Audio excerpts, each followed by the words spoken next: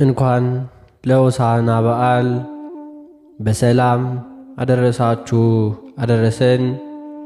የተከበራችሁ የልዑል እግዚአብሔር ቤተሰቦች፣ የእናታችን የቅድስት ድንግል ማርያም አስራት ያደራ ልጆች፣ የቅዱሳን መላእክት፣ የቅዱሳን ጻድቃን፣ የቅዱሳን ሰማዕታት ወዳጆች በልዑል እግዚአብሔር አምላካችን ፍጹም ሰላምታ እንደምን ቆያችሁ እያልን ስለ ሆሳዕና በዓል ይህንን እንናገራለን።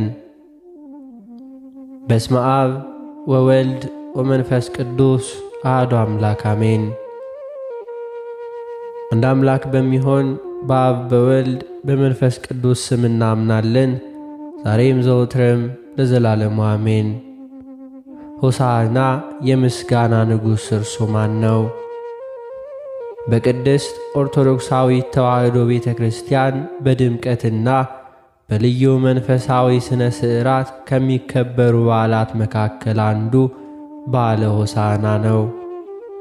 ሆሳዕና የሚለው ሆሼና ከሚለው የዕብራይስጥ ቃል የተገኘ ነው። ሆሳዕና አድነን፣ አድነንኮ እባክህ አድነን፣ ወይንም መድኃኒት፣ መድኃኒት መሆን ወይንም መባል የሚል ትርጉም ይይዛል። ሆሳዕና የዘንባባ እሁድ በመባልም ይታወቃል። በዓለ ሆሳዕና በቤተ ክርስቲያናችን ሊቃውንት ከዋዜማ ጀምሮ ሌሊቱን በማኅሌት እየዘመሩ የሚያመሰግኑበት ነው። ወደ ቅድስትም ሲገባ ለየት ባለ መልኩ ዲያቆኑ በምዕራብ በር በማምራት አርሁ ሆሃተ መኳንንት፣ መኳንንት ደጆቻችሁን ክፈቱ ሲል፣ ካህኑ ደግሞ በውስጥ ሆኖ መኑ ውእቱ ንጉሠ ስብሃት፣ የምስጋና ንጉሥ እርሱ ማን ነው ይላል።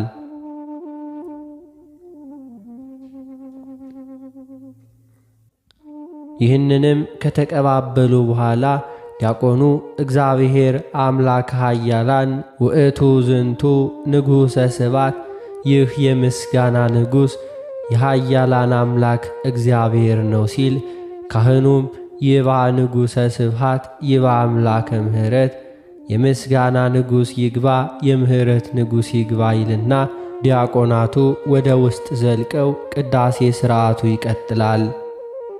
በዕለቱም ስለ ሆሳዕና በጥልቀት የሚነገረው የቅዱስ ጎርጎርዮስ ወይንም የኤጲስቆጶስ ዘኑሲስ ቅዳሴ ይቀደሳል።